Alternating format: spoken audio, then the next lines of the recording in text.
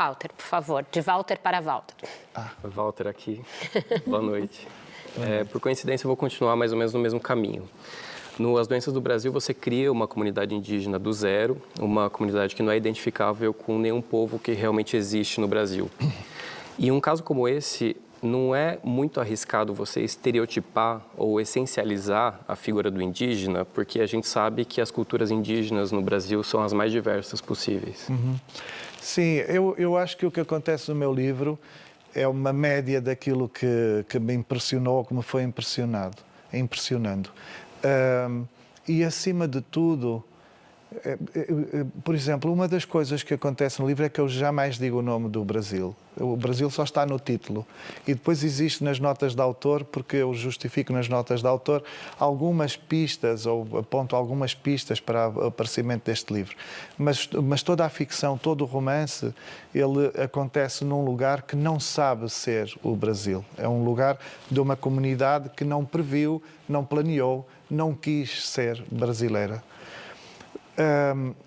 Mas, acima de tudo, a maneira como eu vejo este texto, ele é um poema. Acima de tudo, é uma aventura na linguagem proposta por esta possibilidade de imaginar uma comunidade dentro de determinados parâmetros, perdida ou naturalizada numas ilhas na Amazónia. De maneira que, sim, existe esse risco, ou melhor, existe essa especificidade de as nações indígenas serem imensas e de serem de todas as maneiras. E eu até lhe posso dizer que eu precisei de parar de ler e precisei de parar de pesquisar, fosse o que fosse, porque era tão esmagadora. A realidade dos povos originários é em si, por natureza, tão poética, tão opulenta nas ideias, tão impactante para nós, que, desde logo para mim, que tenho uma cultura distinta, uma cultura diferente da deles, que eu precisei de não saber mais nada, porque senão eu seria incapaz de inventar alguma coisa. Então, acima de tudo, o livro, correndo todos os riscos de ser mal interpretado, acima de tudo, o livro é um poema que eu tentei inventar, deitando mão de algumas matérias-primas que eu colhi, que podem ser comuns aos povos originários no Brasil.